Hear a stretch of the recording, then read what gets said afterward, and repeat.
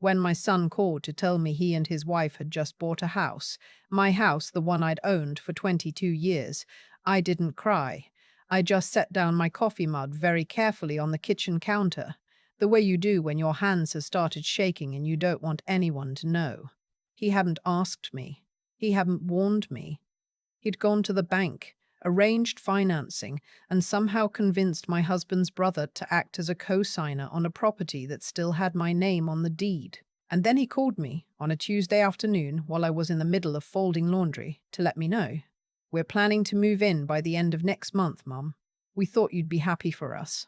I'm Judith Brennan. I'm 63 years old, and until that phone call, I thought I knew my son." Let me go back a little. My son, I'll call him by what he's always been to me, my boy, is 31 years old. He grew up in that house in Stratford, Ontario. It's a 4-bedroom Victorian on a tree-lined street 2 blocks from the Avon River, the kind of house that takes a decade to properly feel like a home. My late husband Robert and I bought it the year our son was born. We stripped the wallpaper ourselves. We refinished the hardwood floors on our hands and knees over a long August weekend.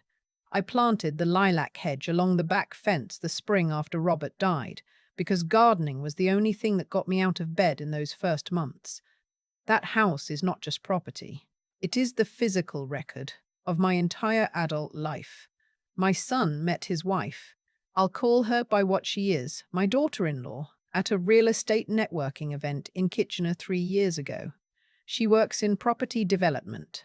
I remember thinking when he first brought her home for dinner that she was very polished, beautiful in a deliberate way. She complimented my kitchen and then asked, in the same breath, whether I'd considered upgrading to quartz countertops for resale value. I laughed it off. People say awkward things when they're nervous. But she wasn't nervous. I understand that now. The first time the house came up in a serious way was about 8 months into their relationship, when my son mentioned, very casually, that his girlfriend thought Stratford was an undervalued market, that she'd been doing research on Victorian properties in the area, and that mine, specifically, would be worth quite a bit with the right renovations. She has a good eye for these things, he told me. I said nothing. I was still in the phase where I believed the kindest thing a mother could do was hold her tongue. They got engaged the following spring.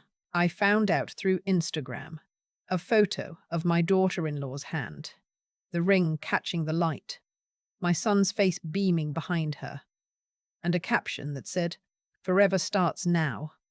40-something weeks before I even knew to look. My sister texted me first. That's how I found out. My only child was engaged. When I called him, he was apologetic. Genuinely, I think. He said it happened the night before. They'd been celebrating. He was going to call me in the morning. And maybe that's true. But it was also the beginning of a pattern I wouldn't fully recognize until much later. The engagement period was 18 months. I was included in almost none of it. My daughter-in-law had very clear ideas about how things should be done, and increasingly so did my son. When I offered to host an engagement dinner, she smiled and said they were thinking of doing something at her parents' home in Oakville, more central for their friends. When I asked about the wedding venue, I was told it was being handled. When I mentioned I'd been setting aside money for years to contribute to the wedding, my son thanked me politely and said they had it covered. I told myself this was healthy, that young couples needed to establish themselves. That I was the problem, too attached, too involved, not modern enough in my expectations. My sister, Teresa, didn't agree. She sat with me on my back porch one evening, the one that overlooks the lilac hedge, and said, "Judith, you've been attending a family that doesn't include you. She makes him happy," I said. "Does he make you happy?" Teresa asked. I didn't have a good answer for that. The shift in my son happened gradually, then all at once. The daily texts became weekly. Our Sunday phone calls got shorter and then stopped being scheduled at all. He started using words that didn't sound like him. Phrases about boundaries and enmeshment, and the importance of couples establishing their own family culture. Once, when I asked if I might visit for his birthday, he said he'd have to check with her first and see if the timing worked for them. He used to drive 3 hours in a snowstorm to have dinner with me on my birthday. I started to pay closer attention, not in a suspicious way, or at least not at first, but I noticed things. My daughter-in-law had strong opinions about my son's relationship with money. He'd always been careful with it. Robert had raised him that way. But now he was deferring to her on every financial decision. She handled their joint accounts. She'd convinced him to liquidate his RRSP to fund investment opportunities she had access to through her work. When I asked him about it once, gently, he told me she understood the market better than either of us, and I should trust his judgment. I trusted his judgment. It was her judgment I was beginning to question. The conversation that changed everything happened on a Wednesday evening in February. It was -20 outside, the kind of cold that settles into the corners of old Ontario houses, and I was sitting in my reading chair when my son called. "Mom, I need you to be open-minded about something." Those words. Nothing good has ever followed those words. He told me that his wife had been doing some research. She was always doing research, and had come to believe that my holding on to the house in Stratford was creating a financial ceiling for their future as a family. That property values in the area had increased significantly, that if I were to transfer the deed to them, they could leverage the equity for investments, and I could move somewhere smaller, somewhere that required less maintenance, and they would, of course, ensure I was taken care of. Taken care of. I was 63 years old, and my son was explaining to me, using language that sounded like a real estate prospectus, that I should give him my house. I kept my voice even. I asked how long they'd been thinking about this. He said a few months. I asked if she had suggested it. There was a pause, the kind that tells you everything. He said it had been a conversation they'd had together. I said I'd think about it. After we hung up, I sat in the dark for a while. Not crying. Processing. The way you do when something you half-feared turns out to be real. I thought about Robert. He'd been gone 4 years. He'd been a quiet man, a mechanical engineer, methodical and honest. He used to say that the best way to understand anyone's intentions was to follow the money. I thought about how my daughter-in-law had asked about resale value the first time she sat at my kitchen table. I thought about the RRSP. I thought about every conversation over the past 2 years in which the house had come up, because when I counted them, there were more than I'd realized. I thought about my son's voice on the phone, the way he'd stumbled over the phrase, "taken care of," like he was reading from a script he hadn't fully memorized. I am a retired secondary school teacher. I spent 30 years teaching English literature and, before I retired, served as department head. I am not, as a rule, a suspicious person. But I know how to read subtext, and the subtext of the last 2 years was telling me something I hadn't wanted to hear. The next morning, I called a woman named Sandra Pollock. She was a family law and estate lawyer in Stratford, semi-retired, who had handled Robert's estate. She was sharp, practical, and not inclined toward drama. I told her everything. She listened without interrupting. "Has anyone asked you to sign anything?" she asked when I finished. "Not yet." "Then nothing has happened yet that can't be handled." "But Judith, do not sign anything. Not a transfer of title, not a gift agreement, not a power of attorney amendment. Nothing. You call me first." She also referred me to a colleague who specialized in financial elder law. A growing field, she said, which told me something I didn't want to know about the world. I also called my brother-in-law, Robert's younger brother, Martin. He lived in Guelph and had always had a steady head. I asked him whether anyone had approached him about co-signing anything, or whether my son had been in touch about financial matters. There was a silence. "He called me about 6 weeks ago," Martin said slowly. "About a mortgage. He said you were planning to transfer the house to him and his wife and that it needed a co-signer for the financing. I told him I'd need to speak to you first." "He told you I was planning to transfer the house?" "Yes." "Martin, I had no idea any of this was happening." Another silence, longer this time. "I told him I'd need to hear it from you directly," Martin said carefully. "He said you'd been resistant and that he was trying to handle things gradually so as not to upset you. I thought it seemed off. That's why I hadn't signed anything. My hands were steady this time. Maybe because I was past the shaking stage and into something quieter and colder. I asked Martin not to say anything to my son yet. He agreed, though I could hear the worry in his voice. I spent the next 3 days making calls and reviewing documents. Sandra's colleague, a man named David Fong, walked me through my options and my vulnerabilities. He explained something I hadn't known, that in Ontario, if a family member can demonstrate they've been contributing to the upkeep or financing of a property over time, they can, in some circumstances, make a claim against it. Had my daughter-in-law been making any such contributions? I thought about it carefully. She hadn't. In fact, I'd lent my son $22,000 2 years ago, money I'd never asked to be repaid, to help them through a period when her development deals had fallen through. I had the e-transfer records and the text messages where he'd asked for it. David said quietly that this was important, that it established a financial relationship that ran in exactly the opposite direction of what they appeared to be suggesting. They were going to use your own money as leverage against you, he said. Not unkindly, just clearly. I drove to the house on a Saturday morning after all of this.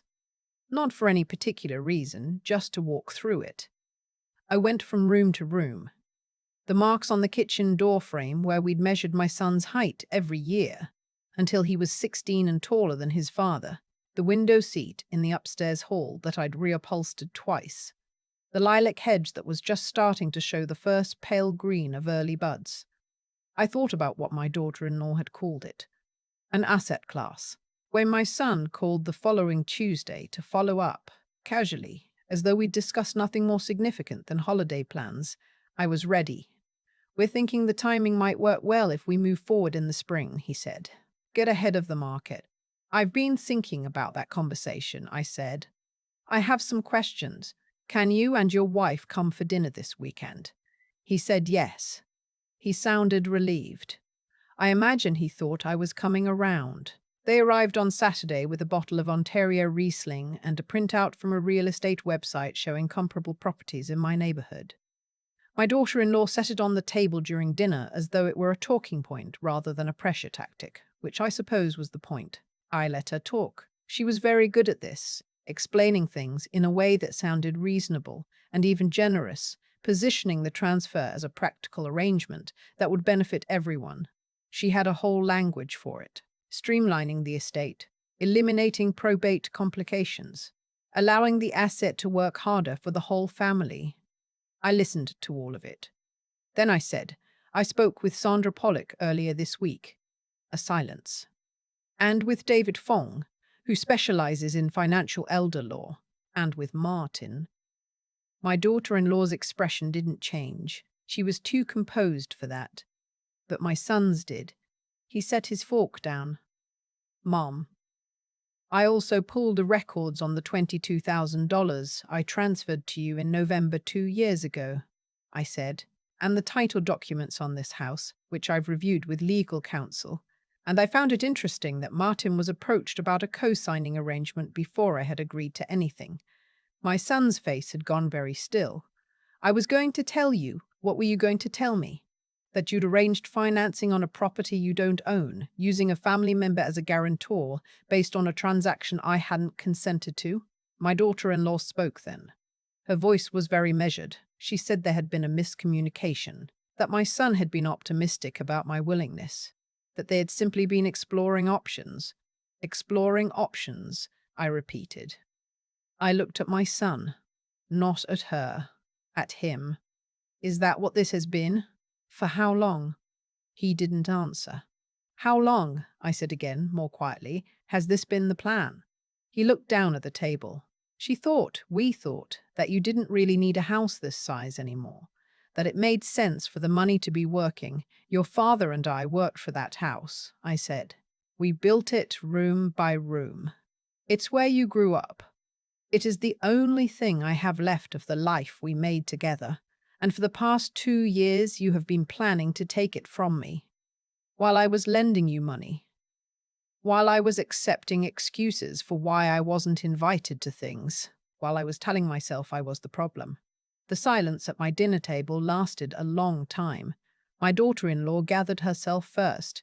She said that I was being emotional, that I was mischaracterizing what had been a practical conversation, that she had only been trying to help the family make sound financial decisions.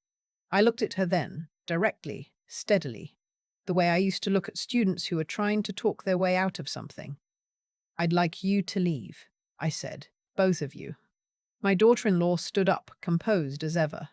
My son sat for a moment longer, and I could see something moving across his face that I hadn't seen in 2 years. Something younger, something uncertain. Then he stood too and followed her out. I sat at my dinner table for a long time after their car left the driveway. The lilac hedge was dark outside the window. The house was very quiet. I did not sleep well that night. Or the next, I lay awake, going over conversations, trekking backwards through 2 years of small exclusions and redirections, trying to identify the exact moment when my son had stopped being the person I raised and started being someone whose words I had to pass for hidden meaning. I couldn't find the moment. That's the thing about gradual. It's designed so you can't find the seam. My sister Teresa came to stay for a few days. She slept in the room that used to be my son's and made tea every morning and didn't say, "I told you so," even once. She just sat with me. "What are you going to do?" she asked on the third morning. "I'm going to wait," I said, "and I'm going to see what he does next." What he did next surprised me. 10 days after that dinner, my son showed up alone. No wine, no printouts. He knocked on the back door, the way he always used to when he'd lived here. The door off the kitchen that nobody uses except people who know the house. I let him in and put the kettle on. He sat at the kitchen table and he talked for a long time. Not smoothly, not with her language, haltingly, the way people talk when they're trying to be honest and finding it harder than they expected. He told me that the idea had started with his wife, that she had identified the house as an opportunity about a year into their relationship, before he'd been willing to hear it, and that she had been very patient about returning to it, that she had framed it over and over in language that made him feel like helping her acquire the house was the same thing as protecting me, reducing my maintenance burden, simplifying my estate, allowing me to enjoy my retirement rather than being tied to enjoy my retirement rather than being tied to a large property. "I knew it wasn't right," he said. "I think I knew it the whole time. But she has this way of—" He stopped, started again. "I've been letting her make most of our decisions for a while. Financial stuff especially. She's very convincing about money." I thought of David Fong's careful explanation. The $22,000, the direction of financial flow. The co-signing thing with Martin, I said. That was before I'd agreed to anything. "I know." He couldn't look at me. "She said it was just preliminary, exploratory, that we'd never actually file unless you were on board. And you believed that?" A pause. I wanted to believe it. We sat with that for a moment. "I've been thinking about Dad," he said finally, "about what he would think of this." Robert had been a quiet man, but he had very clear ideas about integrity. My son knew those ideas because Robert had taught them to him, the way fathers do. Not through lectures, but through consistent example, year after year, until the lesson becomes part of how you understand the world. "What do you think he'd think?" I asked. My son didn't answer out loud. He didn't need to. The months that followed were not simple or clean. Marriages are complicated systems, and my son's situation did not resolve easily. He and his wife separated in the summer, not because of me, or not only because of me, but because the conversation that started at my dinner table apparently opened others.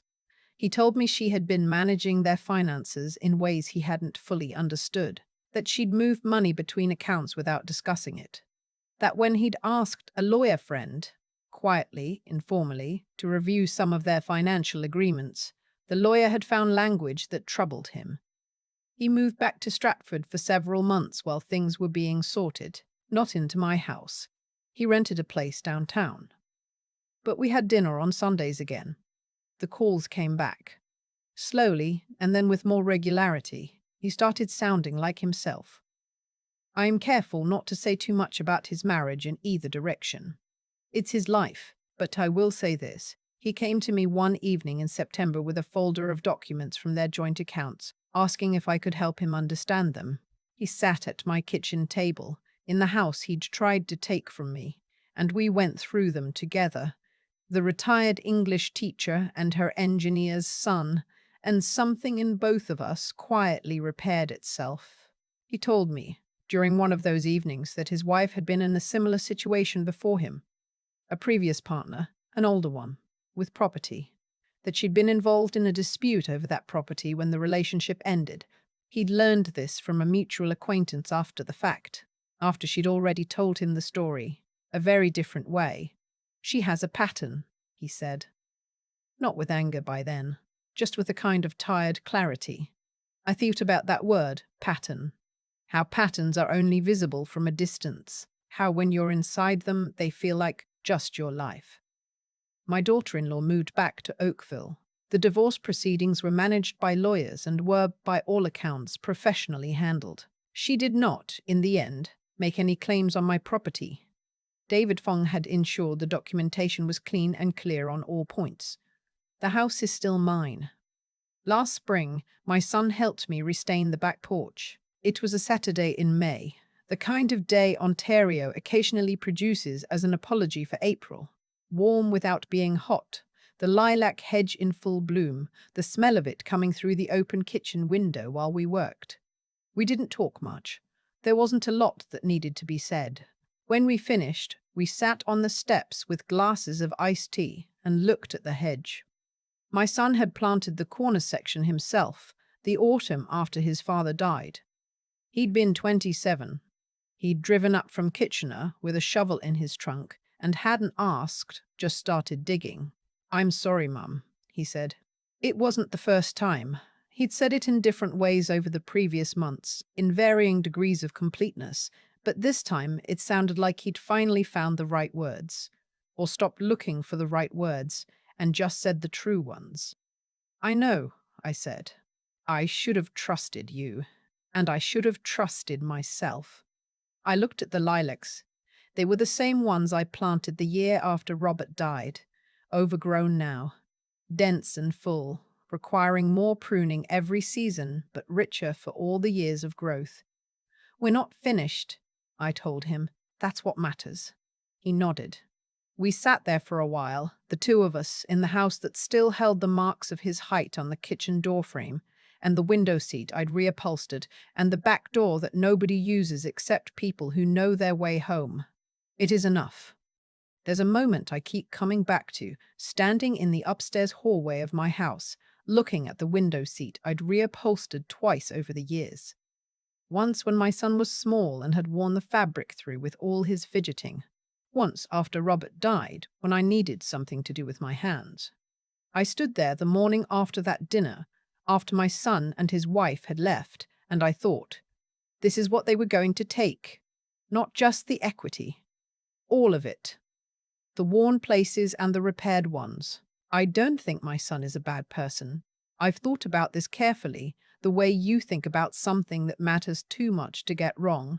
He was led somewhere he shouldn't have gone, by someone who was very skilled at making the wrong direction feel like the sensible one. That's a real thing that happens to people. It happened to him. What troubles me more, looking back, is how long it took him to find his way back to what he actually knew to be true. Because he did know.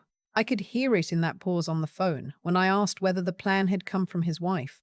The pause was the truth. Everything after it was the story he'd been told to tell. I've been thinking about what it actually takes to hold your ground when someone you love is being used against you. It's not drama. It's not anger.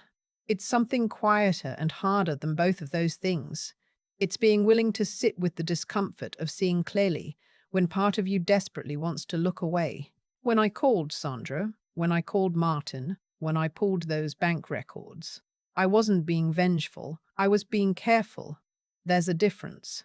Careful means you're paying attention to what's real rather than what you wish were true. My 30 years in the classroom taught me that the students who struggled most weren't the ones who lacked ability. They were the ones who had learned somewhere along the way to doubt their own reading of a situation. I doubted mine for too long. I told myself I was overprotective, too attached, not modern enough. I handed my daughter-in-law 2 years of unchallenged access to my son's decisions by deciding my instincts were the problem. They weren't the problem. They were the only thing that was working correctly the entire time. What I know now, that I wish I'd held on to earlier, is that good judgment isn't coldness. Protecting yourself and the people you love from financial manipulation isn't selfishness. It's integrity. The same integrity Robert modeled for our son every day of his life, and that our son eventually found his way back to. The $22,000 I lent them, the co-signing arrangement Martin was asked to enter before I'd agreed to anything, my daughter-in-law's previous property dispute that my son only learned about after the fact. Each of those things, taken alone, might be explained away. Together, they told a story. I just had to be willing to read it. The lilacs are blooming again this spring. My son drove up last weekend, and we had coffee on the back porch before he headed home.